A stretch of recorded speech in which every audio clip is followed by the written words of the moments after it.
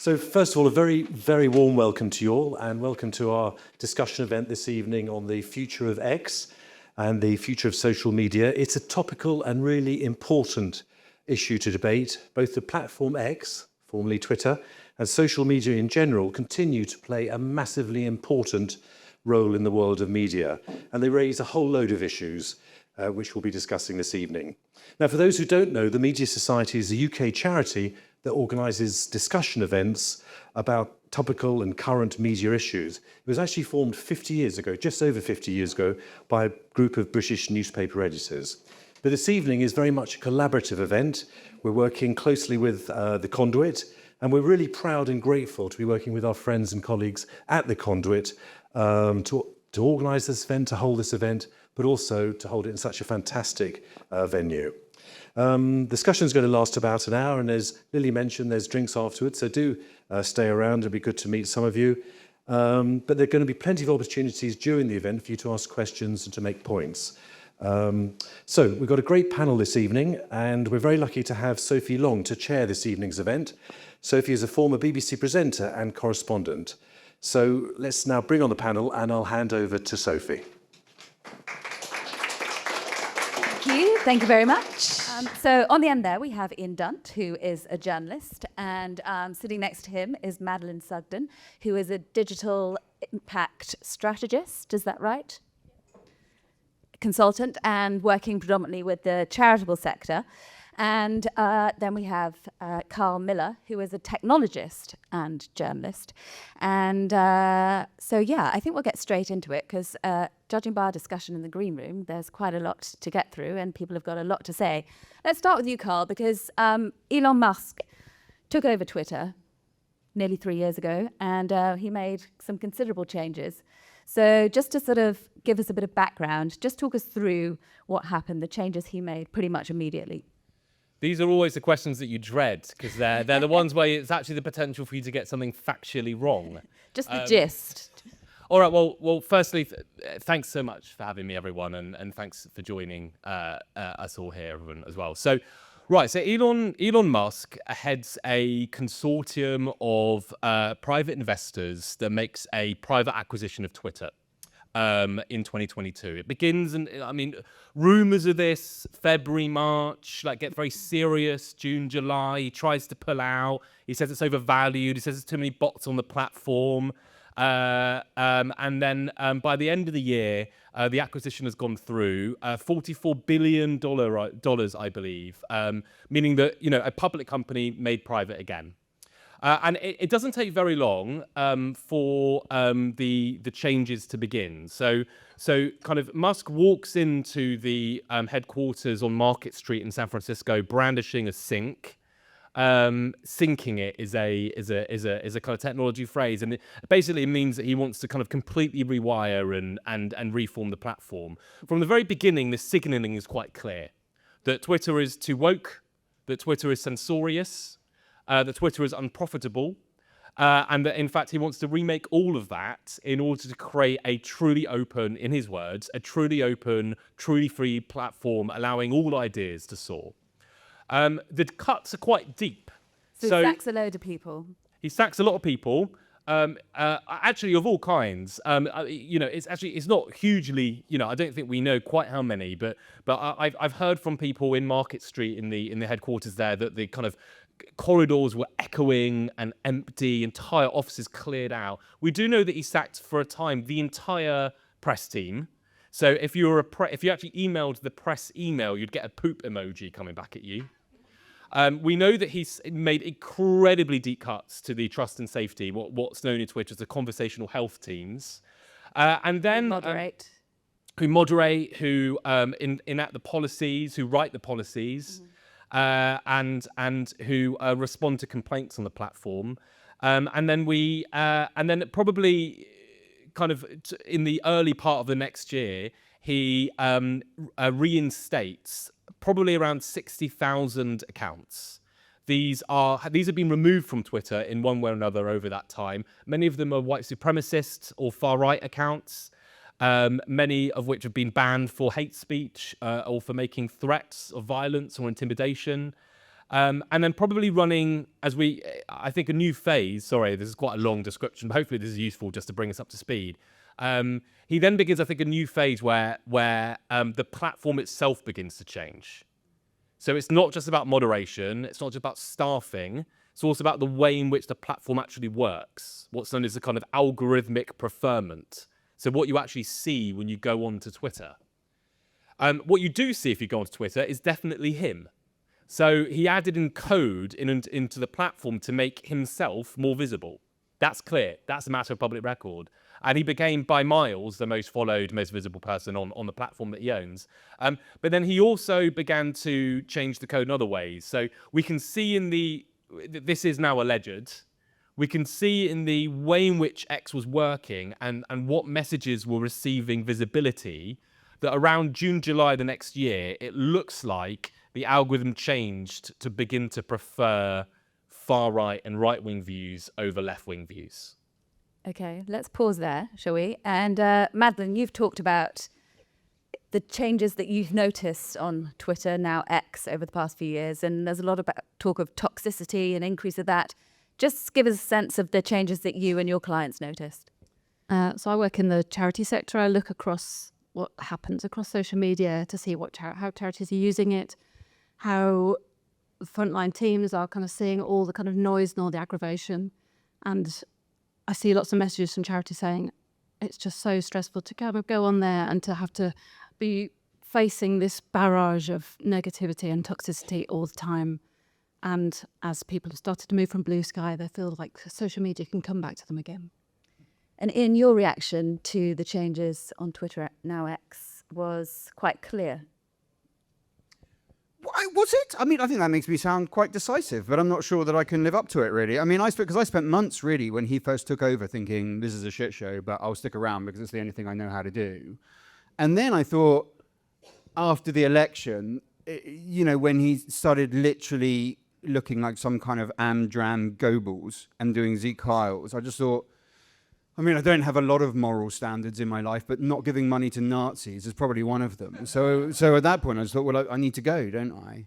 And that was really, ultimately, that's quite damaging to me, really. I would say it was damaging in pretty much every part of my career.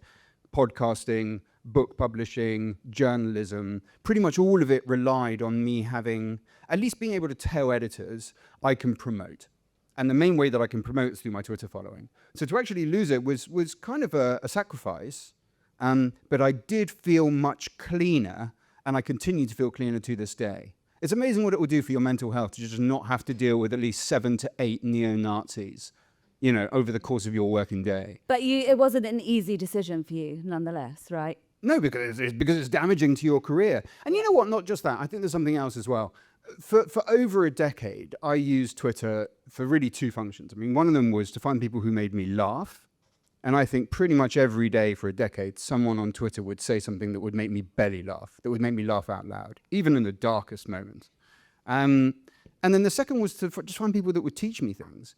I remember after, when the war in Ukraine broke out, I spent a lot of time reading people, experts in truck tires, to assess Russian, war strategy. I'd be like, shit, I never knew I'd spend so many days reading about tires. But apparently I'm fascinated by tires in warfare. And so you'd learn this really granular stuff that you just weren't getting, from Sky News. You're not getting it from the Times newspaper. So that wealth of information and that human connection gave me a lot over those decades. And Bluesky doesn't quite live up to it, even if it has other advantages. Madeleine, talking about difficult decisions, if you are advising a charity, either small or large, about a digital strategy, would your advice now include X? I think it's really difficult. I think it's really depends on the charity. There's no kind of clean answer. I was doing a bit of research looking at where things are at now. So I've been keeping an eye on Bluesky, keeping an eye on Twitter for a long time as a consultant. And particularly in September, October, November last year, around the time of the election, there was a big kind of shift and charities started to have more of a space on Bluesky. And it felt like the time was coming and we were going to have this kind of clean space that we could move to instead and everything was going to be all right again. But it hasn't really happened in that way. And it's really disappointing that it isn't kind of that alternative space that we're all looking for. Because actually, a lot of charities are still just using X and kind of going on as business as usual. So whatever decisions that they're making, the things that are driving them to stay are complicated because they are reaching, often they've got 100,000 followers, 200,000, lots and lots of people. And that is very appealing for them to be able to reach the right people. The engagement is lower than it used to be generally across charities, so that isn't always kind of working. So the numbers of the followers tells us one thing, but the actual engagement tells us something else. Ethics kind of should play a part in charities, but I'm not sure that is kind of equal with the kind of volume of noise that they're able to make on Twitter. So it is kind of complicated. It seems to be more of a straightforward decision for charities that have got a kind of easy, straightforward messaging, or they've got a small number of followers and therefore they're not losing as much by changing. But other ones who are doing really well on there, it's difficult because starting somewhere new is a really hard thing to do. I see lots of really big charities that should have big numbers of followers on Bluesky. I've got like 1,000 followers because it just takes a long time to get it there. Yeah. And also I think the way that we're using social media is changing, and I don't think charities have caught up with that yet. And Ian said it was a difficult decision and not a painless one for charities. I know we were talking about one in particular, Mind. Some charities have decided that perhaps the platform no longer aligns with its values, but have experienced a backlash when they have decided to move off it. Yeah, so lots of charities are just kind of quiet quitting. So they're just gently stopping posting and then everything's just fine. That just people don't really notice, and they might have not posted for a couple of months and they've just moved to Bluesky and just told people that, and that's kind of fine. But other ones have to make an announcement. And most of them say they're leaving because this place doesn't align with their values anymore. But then some kind of make a big bigger announcement, and often they've had quite a big backlash. So Mind did an announcement in February and got quite a lot of people saying, "Oh, so you only want to be here on this platform for people who've got the same political views as you, and I thought you were here for mental health for everybody." And that there's kind of value in people saying that, because that is true. Because if that's how they're using that platform, then that is what they're there for. So there's something around how you do that messaging to make sure you don't get all those people kind of coming in and shouting and banging on your door. So the people that do quiet quitting feel like that's a safer way of doing it because they're not having to kind of make all that announcement. But then I was seeing other ones. So there was a trade union in Ireland that did an announcement a couple of weeks ago, and they made a video which was very kind of, we don't believe in this place anymore, and it's evil, and that's kind of a different way of doing it again. So every charity has got a different way of doing it, and hopefully they kind of go through the processes internally to make those decisions that are right for them. So Carl, given the cost of quitting, have we seen the end of the exodus, do you think? Are things... Very good. Thank you. Do you think that, obviously it had a peak 2022, but perhaps the fall off, the people leaving, isn't as great? Has that stabilized now, and this is just what we have? Where do you see Twitter in 5 years? Well, yeah, I mean, the network effects have always been like incredibly powerful. So the valuation of Twitter absolutely dropped off a cliff after Musk bought it. I mean, a lot of the advertisers have divested from Twitter. So, and it was never that profitable, to be honest with you, to begin with. It never made much money to begin with. I don't think my mic is working. I don't think I need one. You do have a voice that projects. Yeah, should I just talk normally? Sorry, Sorry you're you're recording. Okay, sorry for recording. But the user base, even at the peak moments where every single newspaper, all the time, were running stories about the Nazis goose stepping back onto the platform. I mean, the press was awful, but the user base was trickling down. I think it was falling at about 10% per annum. For exactly the reasons that I think you've both discussed: sunk costs and network effects. It is always been for us, for journalists and writers and charities and others that really want to get out there and want to galvanize and manage user base. It has been unbelievably useful, and therefore it has been unbelievably painful to start stepping away from it. But yeah, I mean, my reasons really have been for somewhat slightly different. Now, to me, when a platform develops a point of view about the world which it's willing to act on in terms of how it changes the information that circulates around the society, that is a whole new world that we've stepped into. That's running a platform as a form of activism. It breaches this fundamental tacit contract that we formed with the platforms, that they're allowed to chase profits and hold in their hands this unbelievable power that they have to allow cultures to change, to allow information to be seen, to allow politics to happen. We've always been a bit nervous about private companies having that. We've been willing to allow that as long as as that power was used neutrally and in a clear profit-seeking way. When that's used in a politically motivated way, I think that opens up for policymakers here, for all of us, how we report on it. But in terms of legislatures as well, it opens up new questions around what we actually see foreign interference into our own politics to actually look like. So a brief word on regulation then, because there are a brief word on regulation. It's important, but it's so boring. Yeah, so we don't want to get bogged down in that, but there are certain acts that they should comply with, right? Are they fit for purpose? Talking about the Online Safety Act. Yeah, and the Digital Services Act in terms of Europe. But are they not fit for purpose?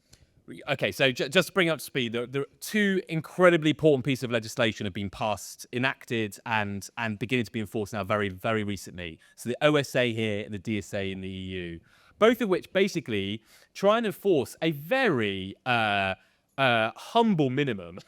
I mean, all they say is all the illegal stuff happening on the platforms have some responsibility to try and detect and remove. And to make themselves more resilient against. So it's not making new things illegal, it's simply trying to create responsibilities for the platforms to act on already illegal stuff. And by already illegal stuff, I mean child sexual abuse material, terrorist content online, communication offences online, intimidation, threats, or all of that sort of stuff.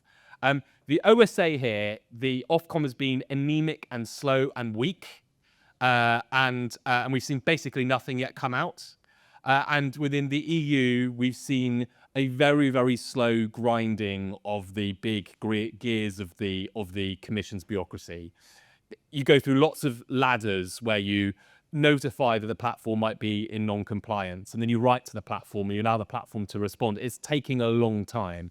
And the fear that is in the gap that's being left, firstly, our politics is being further mauled. But then secondly, the actual regulation itself is being dragged into Sauron's eye of geopolitics. So we know that this is coming up in negotiations that we're having, and it will come up further, especially between the EU and the US. I think there's going to be an almighty collision that's about to happen geopolitically, where the US is going to increasingly try and escalate the issue of digital regulation coming from the EU as essentially being one which threaten, the prosperity of the American economy. We might see NATO membership come up. We might see elements about Ukrainian peace come up. I mean, Vance has said this already, so expect a lot more on this. This is not over yet. But also, I don't think the Europeans are going to back down. I think they see regulation of digital spaces as being very fundamental to European values. I don't think they could tolerate the idea of stepping away from these questions. So at the moment, it's really unclear to me who is actually going to be able to force their will onto these kinds of platforms. Meanwhile, Ian, you are existing in an X-free world. How is that going for you? Are there any, you're on Bluesky, are there any other platforms that can chip away at its dominance if more and more people follow your lead? And didn't you put a quite clear statement when you left Twitter encouraging others to do the same? That sounds like the kind of thing that I would have done. So, I mean, it's sort of fine, really. I was still getting quite a lot of engagement on Twitter when I left. It was still good for traffic for me. I never really experienced what other people of my kind of political persuasion experienced, and just it dying out. It was still okay. It's pretty good for me on Bluesky, but I got to say, none of these things were ever bringing that much traffic. When you have a friend that does well on like Facebook, you're like, oh my God, I would do anything for these numbers. Or, someone that does terribly well on YouTube, they deal with numbers that Twitter people could never even dream of. If we got 5,000 likes, you'd be like, it's a triumph. On YouTube, you wouldn't even get out of bed for 5,000 likes on anything, So it was always slightly kind of a smaller pond that you were dealing with. Mostly I found that works on Bluesky. Most of my core audience have sort of come over. It goes quite well. Where I think we've ended up in the worst of all possible worlds is the extent of the exodus. And I said at the time, we should keep a foot in Twitter, because what we can't afford is for basically like the progressive left to just, as one, just leave the main media ecosystem. And that's what Twitter is. Twitter has always been the furnace. And particularly, you will know this probably better than most, like, news producers will sit there finding out what we're going to do. Okay, fine. So we're going to do a thing on pronouns right now. We're going to do a thing on Eurovision because there's a debate, thing. They'll take it and that's where the debate will come from. And very often they'll pick those people having that debate on Twitter or who've just written an article that they've read on Twitter to be the person that is doing the 1 and 2. So if basically liberals, in the broadest sense of the word, just leave, which is essentially what has kind of happened, but the journalists don't leave, the broadcast journalists in particular, and the politicians don't leave, then you've got a really quite serious problem. And that is pretty much exactly what has happened. Yeah. So by leaving, have you just sort of handed it over to bad actors? And did you consider staying there so that you could continue to be part of the conversation? Yeah, I said that's what I was going to do. This is why I said you must not make me look decisive or effective in any way, because I'm not. I'm the opposite of those things. Like I said, I'm going to keep a foot in, but I for some reason can't focus on more than one social media platform at once. And so once there's one that I use, I just accidentally stopped checking Twitter after a while, which is probably for the best, because I can't imagine that the reception I get on there is particularly strong at the moment. At least I hope that it isn't. So on that basis, no. I mean, I think it wasn't a mistake, but we didn't get critical mass. And I think we're at the point now where we need to face up to that fact. It doesn't mean we go back, not at all, and I don't think people should do that. But the honest truth is, I'm surprised by how many broadcast journalists and politicians thought that it was okay to stay in that space and to keep on operating in that space, especially when they're well aware that almost anyone from the center to the, and I mean really quite centrist figures, I mean most FT columnists, these are not, these guys are not manning the Trotsky barricades, right? But most FT journalists are not on, have left Twitter for Bluesky. That, from that part of the spectrum is gone, and most broadcast journalists didn't follow them, which I think is quite troubling. I feel like that there was a kind of exodus. So around that time of the election, November was the time when everything was kind of happening on Bluesky, and lots of journalists and MPs were coming over. And I saw, for example, like the FT sharing starter packs of their own journalists, and the Bylines doing the same to try and kind of get that groundswell over. And I was trying to do the same with charities and creating kind of starter packs and just trying to talk about it so it became normal. Just because actually for it all to work, we needed everybody to be doing it. As you say, we needed that groundswell for it to work. But actually that people did come, but they didn't necessarily stay. So it didn't kind of turn into that space that it should have been. So I was really heavy on Twitter for all my kind of working career when it started. And now I just use it to share messages of people saying that they're leaving. And now most charities that you work with, are they mirroring? So they'll publish on both? Well, most of them. So I was looking this morning and I had a big long list, and of about 110 that I looked at that don't have a presence on Bluesky, 84 out of 110 were still actively using X like nothing has happened. And then looking at a different list, and actually most people are just still on X like nothing's happened. So all this speculation, Carl, about the demise of Twitter and the exodus, is that over? No, it's just moved into a new realm. So the user base reasonably stable, as Ian said, the exodus half-hearted at most, but Musk has dragged this into geopolitics, which cuts both ways. So like you're gonna expect a response from the UK and the EU sooner or later if you continue to change the algorithm, if he has, to prefer some piece of political content over others. I think that is that's just an unsustainable thing for you to inflict on publics and polities and political discussions around the world without having some sort of response. The response hasn't happened yet, but this is happening in a world where we're dealing. We've now got this like clunky acronym called FIMI, or Foreign Information Manipulation Interference, which has become like a whole new massive part of national security. Every government in the world has like built their teams to try and protect information spaces. They've tried to create new methodologies and technologies to detect when it's happening. Now, all of that happened for Russia, basically, and a bit of Iran and a bit of China, but mainly Russia.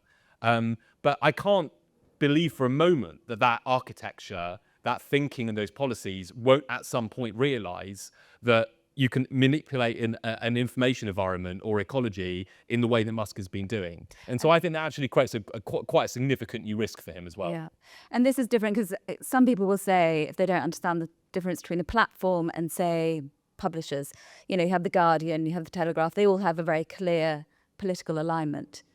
But this is different because of the size and the space. Yeah, well, I was over in Silicon Valley quite recently. By the way, there was an event there which was why have all the tech bros gone fascist, which we might want to discuss actually, because I can't name the people involved, but there were very serious historians of far-right ideology across Europe that were drawing all kinds of links between aspects of fascism and transhumanism, obsession with modernity.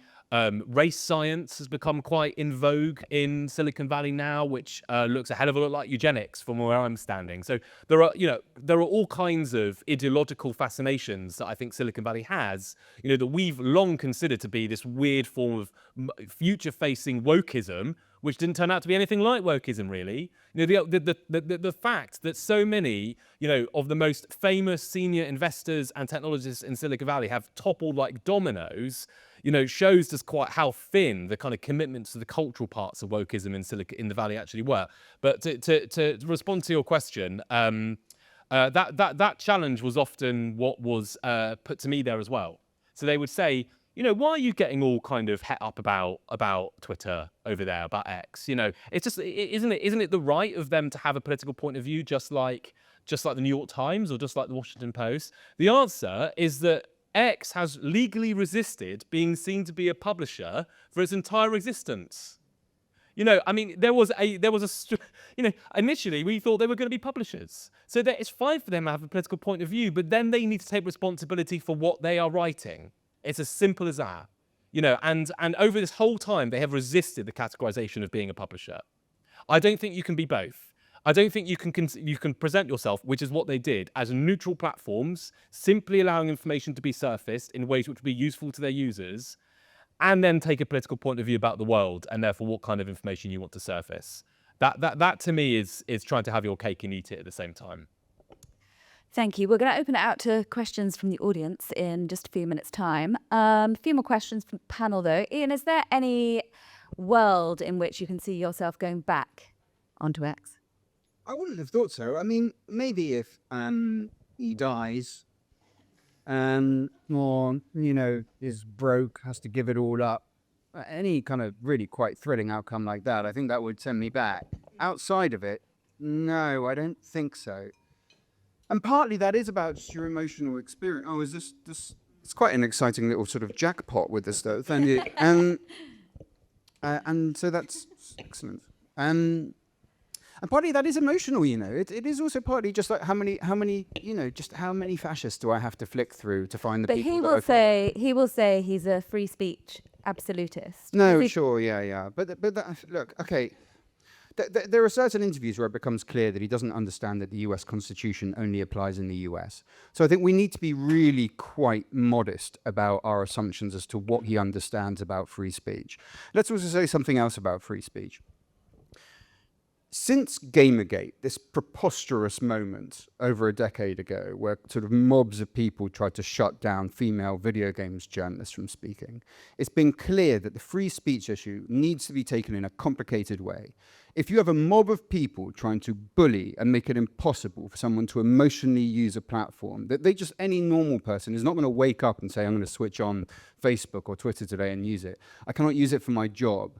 That person's free speech is being affected. It is not only the bully's free speech that counts, it is the person being bullied whose free speech is applicable as well. And on this, having these kind of marauding groups of absolute dimwits just going there, just saying the most dreadful possible things, predominantly to women, predominantly to people that aren't white, but not just them, pretty much, anyone they can find that they think they can target in that way.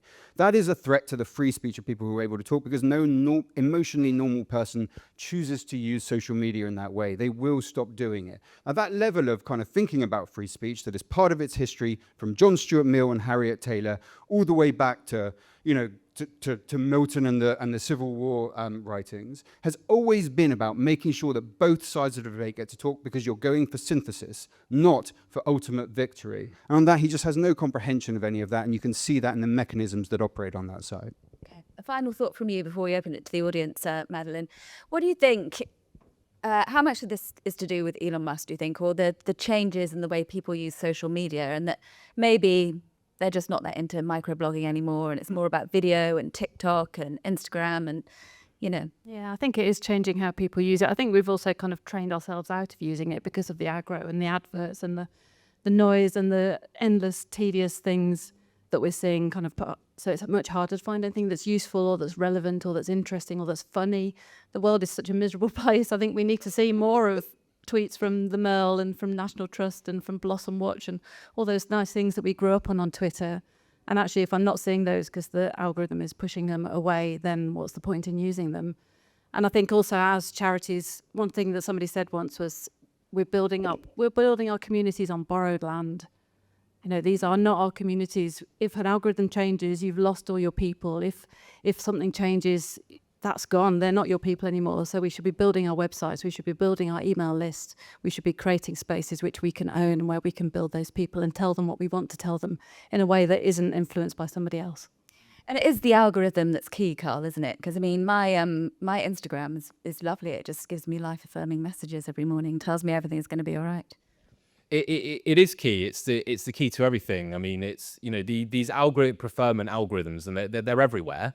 You know, they'll be on everything, on what video to watch next, through to your timeline on Facebook. TikTok, obviously, you know, is one giant algorithmic preferment system. They are the keys to ideological, political, and social cultural life. There's nothing that's more important than dictates what gets seen on the internet now, and we don't know how they work fully. It's the most important public policy question we're having to deal with of all of them, of which we know so little. But when they start to change in the way that they looks like there's being changed here, we have to really start to worry.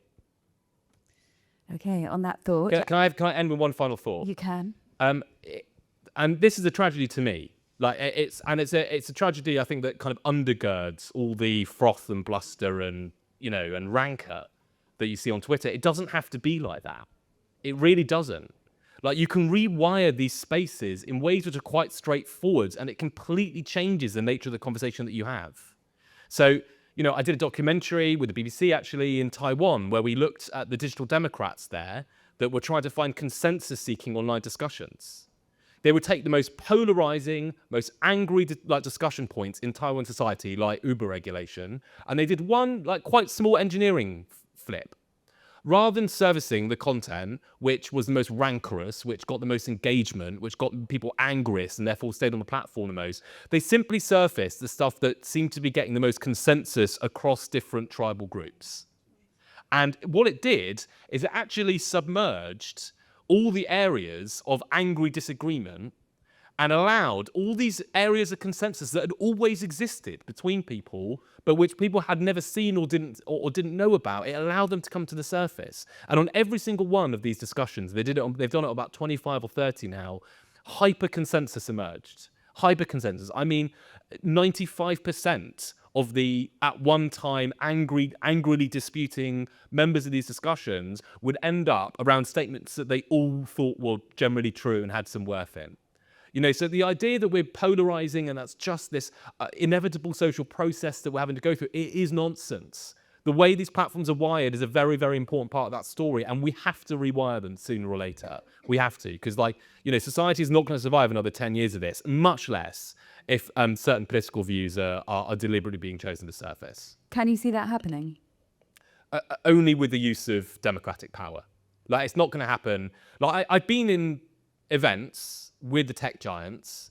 Members of the tech giants, not X, but the others, they know the damage that these things are causing. And they're realizing that that's also bad for business, because destroying society means that your profits go down. So they have begun to experiment. You know, it's called bridge-based ranking, with these kinds of ideas of kind of trying. They've actually taken, like, say, the Taiwan example and others, you know, and and everything that was happening in the kind of digital democratic and activism space, and they've actually tried to take those into the way in which the platforms work. The difficulty is that when they do these little experiments, they see all of the engagement figures, the daily active users, monthly active users, dwell time, these numbers that really, really matter to the platforms. Because, you know, make no mistake, these platforms are in a ceaseless and absolutely existential race for attention. They know that if they rewire their platforms in the wrong way, they're out of business in a month. That's how it's strange, but you go into the tech giants, they feel so shaky. That attention is so fragile that they can lose it at any moment. And they know when they've put these little principles in, let's make it bridge-based ranking, let's make it a bit more consensual, they can see those numbers begin to go down. So we've got to deal with it almost like a disarmament process. You know, we won't get them to do it by themselves, and they won't do it if they're just being driven by profit. But if we can get all the platforms to kind of almost like hand in their weaponry, their kind of like addictive, attention-seeking algorithmic weaponry, one at a time, all together, like I think we can actually get to a place where these platforms that our democracy rely upon also actually, you know, act to support that democracy itself. Because yeah, that is obviously where we need to get to. I think we have a couple of microphones that are going to be making their way around the audience. If you could just say who you are and where you are from. We'll go to the gentleman here first in front. I'm Peter York, and I'm not really from anywhere. Yes, I'm absolutely. To what extent was this a long-hatched political plot? And if so, who was in on it? And you talked about, you know, we've talked about the 44 million, and everybody thought that was a very full price and all that stuff. But thinking back to the comment at the time, it didn't really take account of what's actually happened. So who was in there? What PayPal pals were in there, and how much did they put in the pot?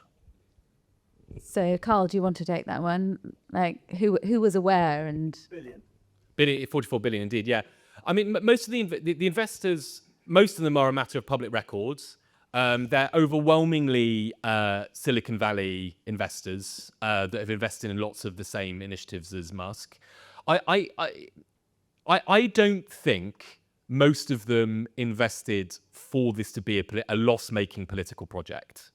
I think Larry Ellison, I think most of them invested because they had seen Musk's successes with SpaceX and with Tesla, you know, and they thought that he was basically going to turn around a company that had a ton of potential, but was being mismanaged. They thought that Jack Dorsey and the whole way in which Twitter was being run was this kind of chaotic joke, you know, and that if you get some serious business minds in there, sack all, you know, get rid of all the all you know, all the dross, you can really make something great. I don't know whether even, you know, Musk himself knew what he was doing when he was going in there. I mean, everyone's got their own theories as to his own ideological development. My own is that it looks to me like he's been radicalized by his own product.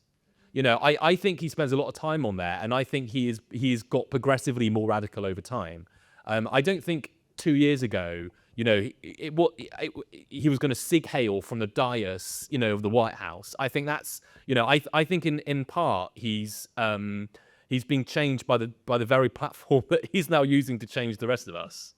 What about Peter Thiel, his fellow South African?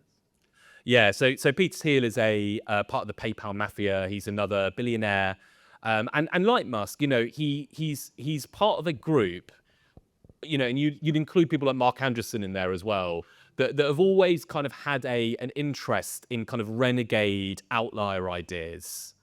And I think for a long time that was like being seen by people as being this kind of, you know, a series of billionaire geniuses wanting to kind of, you know, reach outside of the mainstream and take ideas which might be really, which might be interesting, profitable. I mean, they've got really involved in seasteading.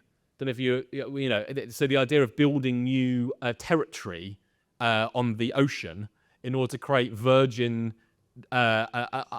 unsovereign land but because they've all become really interested in political experimentation, and they basically see the democracies around the world as being cloying, inept, inefficient, and therefore needing kind of profound change. But yeah, I don't know. I mean, they're also very private individuals, and it's really unclear to me like how and when, or even how coherent their political beliefs are, to be honest. Does any other panelists want to respond to that? Do you know? Next question. Yeah, should we go? Yeah, and then we'll come to you next. Hello, I'm Jasmine from Diga Communications. I was just reflecting what you were saying, and I think, I guess my question is, is everything that's happened at X unique? Obviously, we know that there's a right-wing algorithm bias on TikTok. Zuckerberg has been aligning himself with Trump as well. So do you see this as something that could be happening to other social media platforms down the track? And if so, what can we each be doing in our respective roles to change that or prevent it? Thank you. Yeah. Do you want to pick that one up, Ian? Do you think we're going to see the same happening on Bluesky? I mean, to be honest, I just kind of want to default all of my answers to you, but fine. Yeah, sure, I'll do that. Yeah, look, I think the point that you raised earlier about owning your information is absolutely crucial. Feels it right now. Like I spent years just building this shop front, and then one day some bloke that I'll never meet buys something, and it's like, that's all gone. That was 15 years you wasted your time, mate. So when I'm on Substack, I am on Substack. You should all follow me, and you should all pay me all of your money. I own those email addresses. I have those email addresses. There is a certain extent to which what I do on Substack cannot be taken away from me by the management of Substack. That feels like quite a profound distinction, and I don't think that I personally will be making the mistake. What was the lovely metaphor you used? We're building my house in someone else's garden, or yeah, it's excellent. Is it that? Yes. I don't think I'll do that again. I think that'll be the takeaway that I have, because as you say, you look at the way that these guys have behaved since the inauguration, and like it's like this happy clappy diversity cheerleader just like stripped the skin off its face, and there's just like this Nazi skull underneath. It's like, no, we'll get rid of D. What do you want us to do? White nationalism? We'll do it. We'll set it for whatever. So no, on that basis, yeah, I'm going to be extremely vigilant about this stuff, and that begins with owning my shit. Madeleine, is that a conversation you have with your clients at all about, you know, and maintaining, keeping keeping the platform a space that they want to be on? Yeah, absolutely. Making sure that you're kind of in the control. But I think everybody's just still waiting. I mean, I have these conversations about what's happening on Meta and how charities can think about that, but that's so far away from anybody kind of making any decision about that, because everybody's house of cards around Meta is so significant around their community building that they definitely haven't got their own land there. And just a brief word from you, Carl. Just a brief word. Just a brief word. You know, will it happen to the other platforms? So there's quite a lot. So one of the things that's interesting is the share structures which the tech giants are governed by, which it's happened in both Google and Facebook specifically, meaning that however diluted Zuckerberg's economic participation in Facebook is, he always has 51% of the controlling shares. If you go to Hack Away and you see what Facebook Meta now is, the size of it, the sheer expanse of these rooms, the fact that you need a bike. You know, there is an indoor workspace, Building 21, that is so fucking big, you can't see one end of the building from the other. Like there is the roof garden is a forest. It is unbelievably enormous. Like the wealth that is concentrated there. And I was there with a Meta employee. We stood over the salt flats, you know, looking out over this huge kind of Disneyland of a tech campus. And the idea that those voting shares all descend to a single person is kind of almost unbelievable.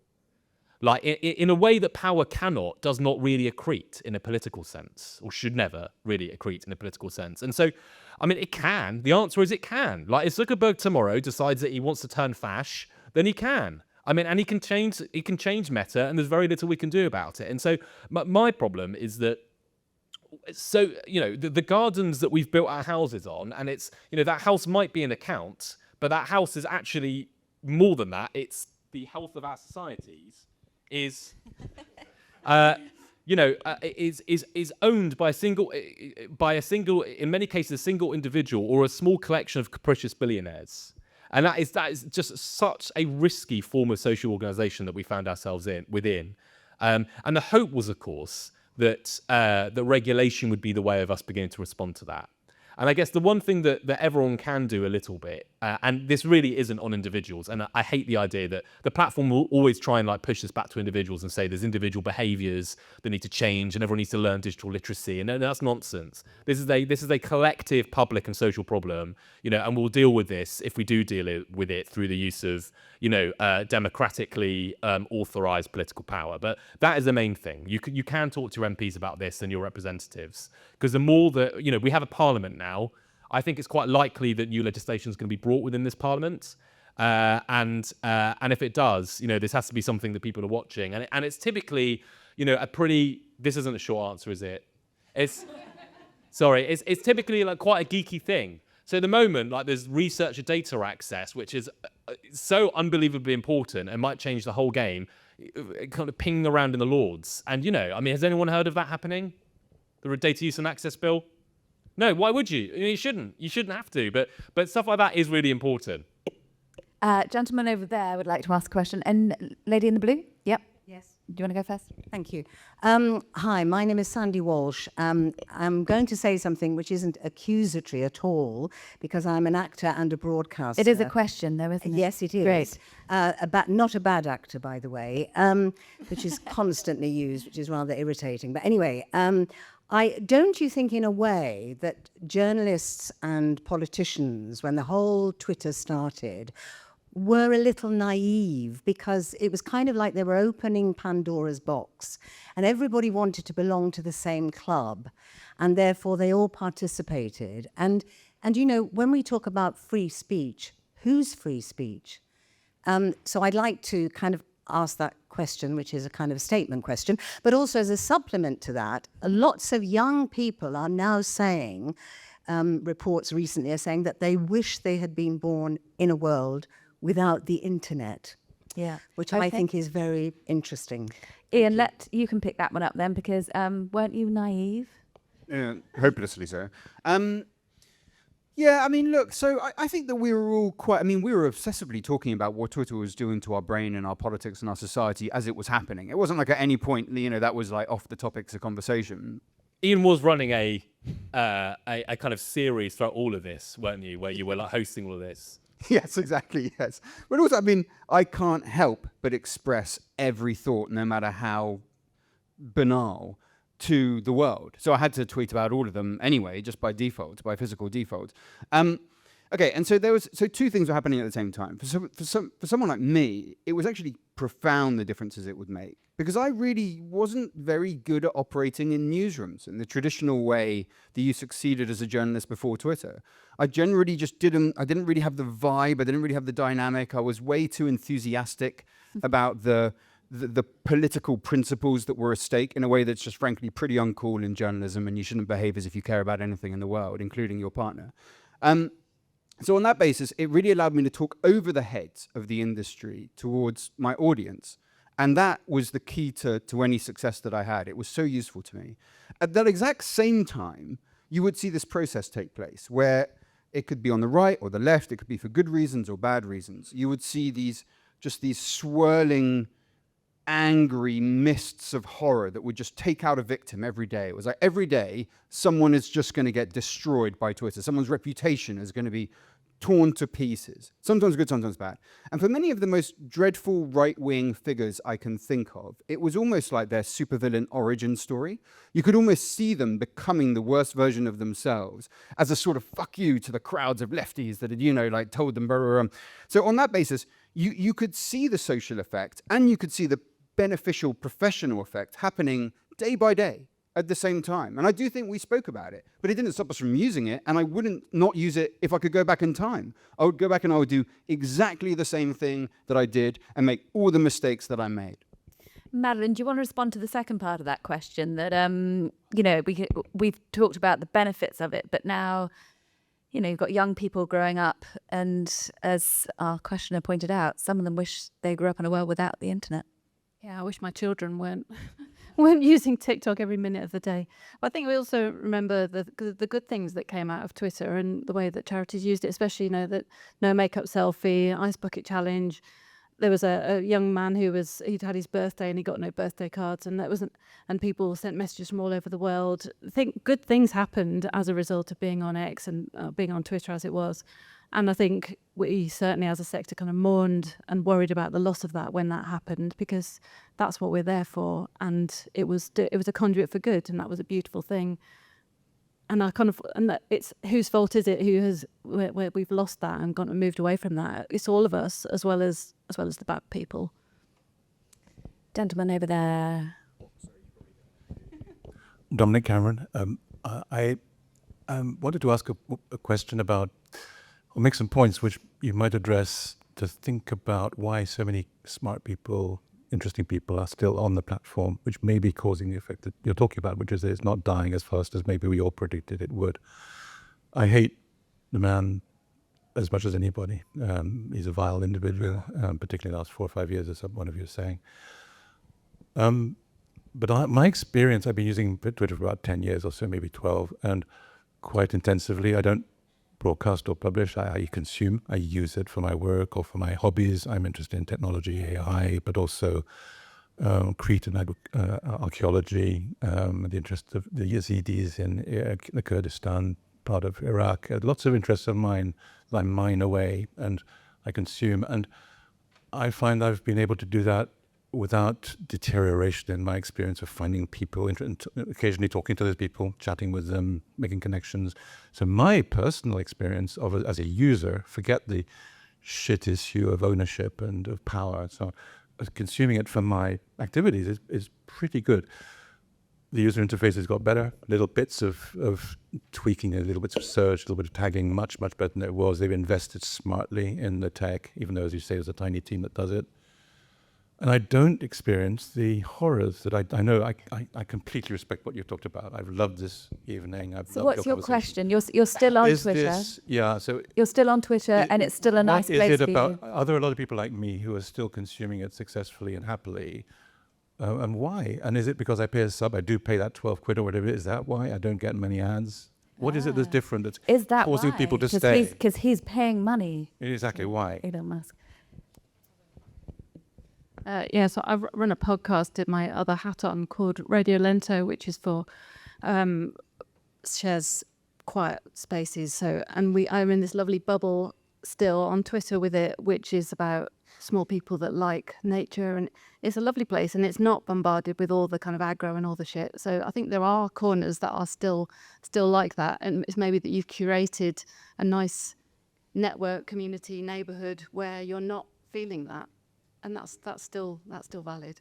So is that possible for most people to do, would you say?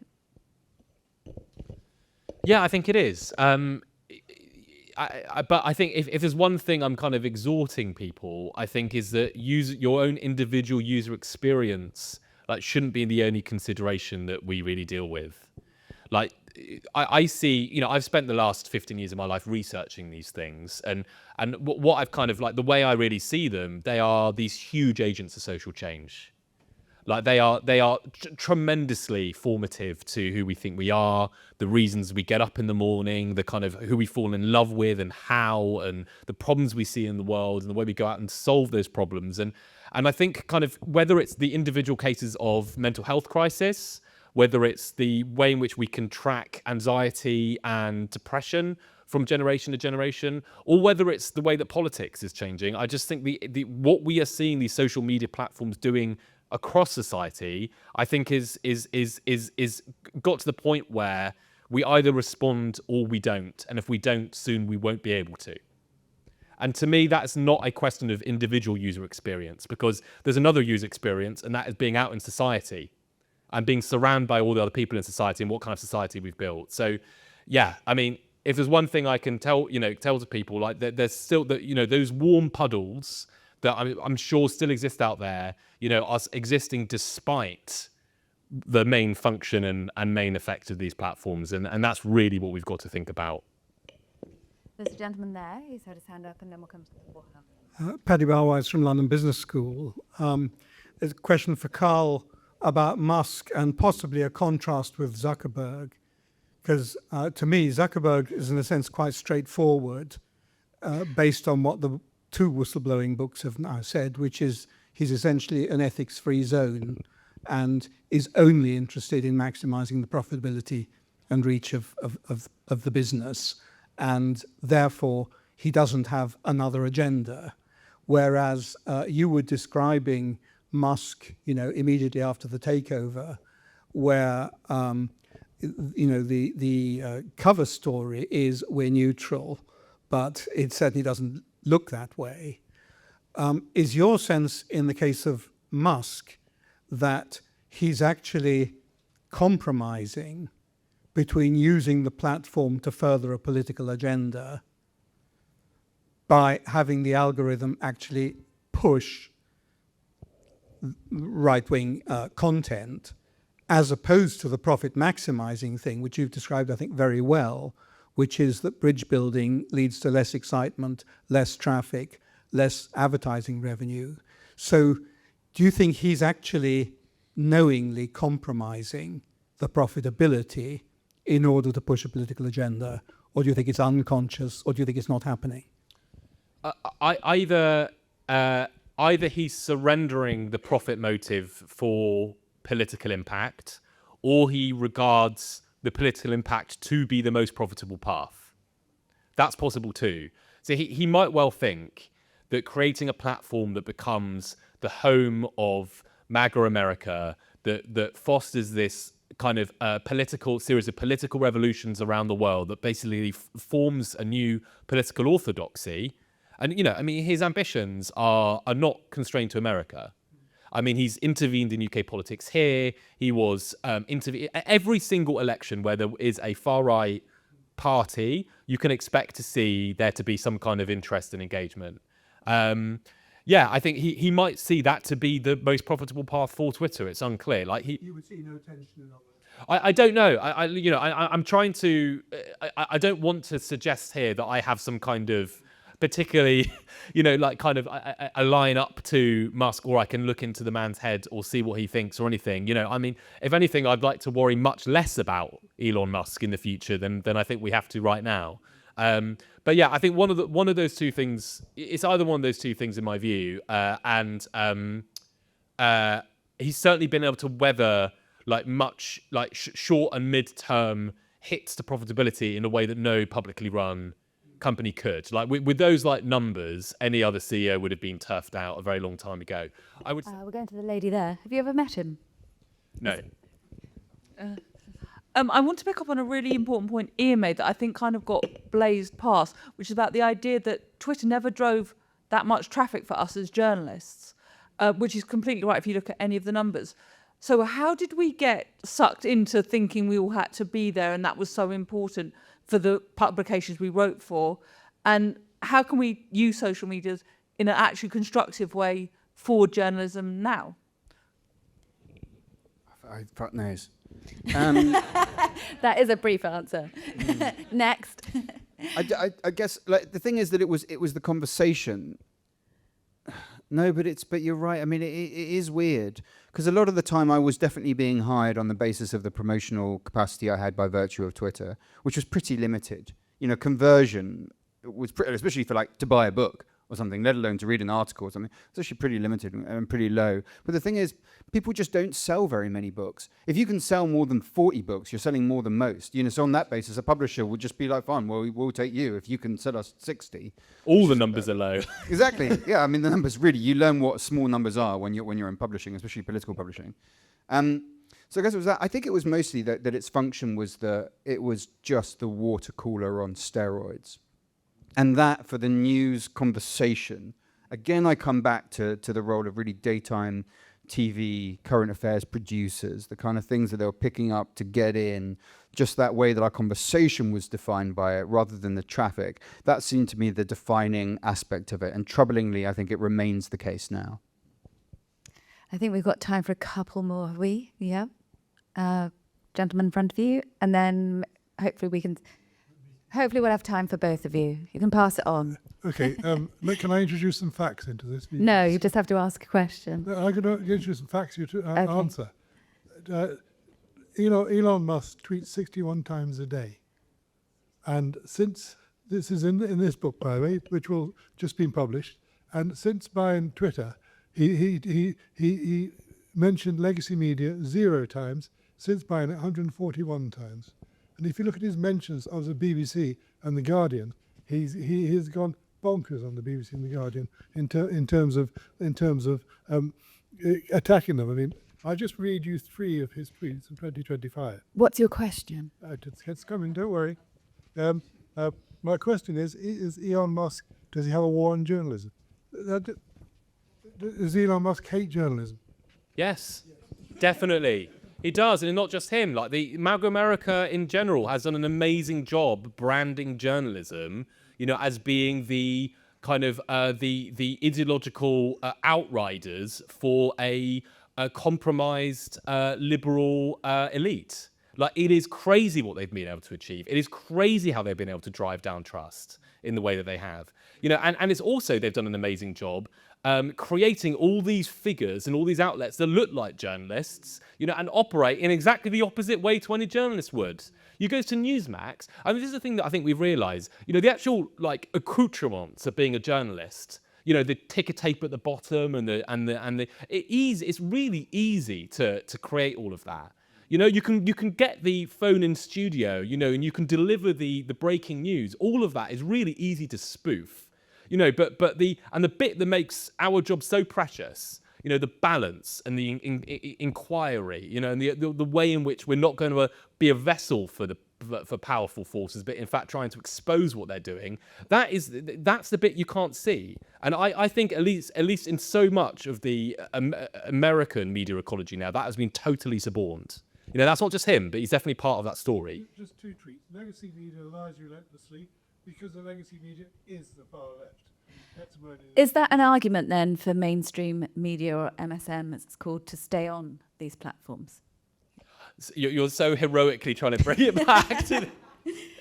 No, but that would be an argument for that, wouldn't it? Otherwise, otherwise you're handing it over entirely. Ian? Yeah, look, The Guardian's left, right? But I can't get head up about methodological disputes. Like, I just think it's crazy for people to get too upset about them. You go one way, you go another, and you can genuinely have like a completely reasonable view that says we've got to stay to keep the conversation in one place. We can't just give it up to these other forces. Or you can say, you know what, by us staying, we hope the conversation stay in a way that is rigged against any kind of progressive or even centrist or even just kind of basic liberal Democrat with small L, small d values. And honestly, reasonable people can come to different positions on that. I would say that by virtue of the evidence of the last 3 months, I think the latter position is a harder one to hold than the former position. The former position is the one that I have, which is just, he's a Nazi, don't give them any money, get the fuck out. Also a very reasonable position. one last question. My name's Ian.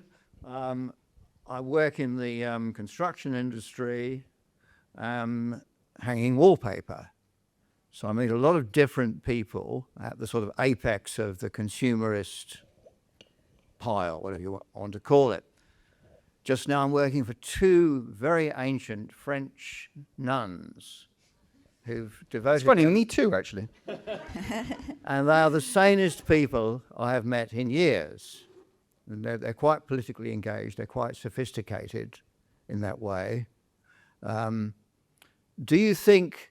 And young people, these are not young people, these are very old people, but young people seem to be newly interested, or some of them, in what religion and spirituality can add, because they're pissed off.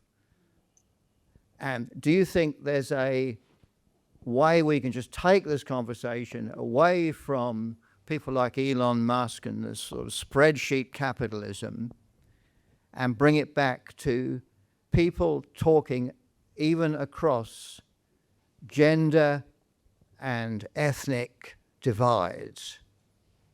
And, for instance, talking to people who might buy the Daily Mail as opposed to just people who read The Guardian. So your question is, can we bring it back to a place where people... Yes, can we find a way to just forget the whole damn, just to depower the whole damn thing by just dancing in the street, talking to each other, talking to people we disagree with. Because most, if you talk, except for a tiny proportion of nutters, even them, most of them are quite reasonable people on a one-to-one basis. Let's all dance in the street. Yeah, thank you. That's a really wonderful question to end this with. And the answer is yes. Like, I wouldn't say, for me, less religion and more community, but that is, I think people are unbelievably lonely. I think we're going through a crisis of loneliness just as we become more networked. And I think that is one of the crucial focal ironies of our age that we haven't really dealt with. I've just finished reviewing a book called Year of the Rat by Harry Shipman. That I'm interviewing him tomorrow about it. And he infiltrated the far right for a year, and basically came back saying so many of them just want human connection with people.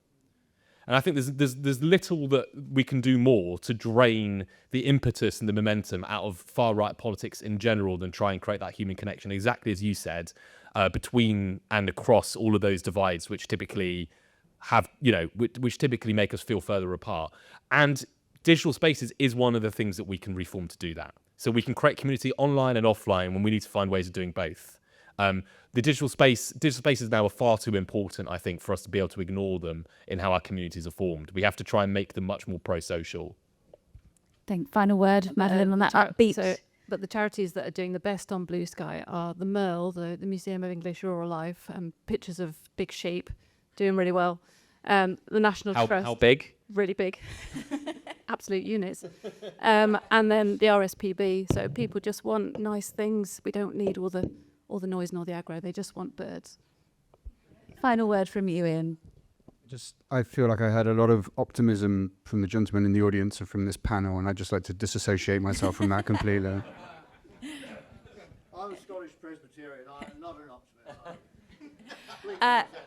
We are out of time. Thank you so much for all your questions. Thank you for coming. Thanks to our panel, Ian Dunt, Madeleine Sugden and Carl Miller. Very insightful. Thank you so much. It just leads me to hand back to Nigel, who I think has got some information about thank you very much. other events. That was actually a fascinating discussion. Thanks to Sophie.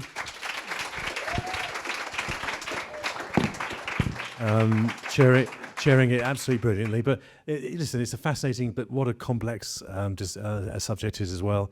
I've got Carl saying the platforms should hand in all their weapons. Madeleine talking about the danger of building communities on borrowed land. And Ian talking about the profound distinction between being a journalist on platforms like Substack compared to Twitter. So those are just a few thoughts, but what an interesting discussion it's been. I thought probably the best quote of the evening actually was from your children, who said they wish the internet had never been invented. So that was probably a good one to end on. Thanks to the audience, some brilliant questions from you all as ever. Thanks to Hayley Jones, who's helped produce today's event, and also to our colleagues at the Conduit, Asher and Lily. It's allowing us to use this fantastic space. So don't forget our next event, which is Climate in the Media, how the media is covering climate change.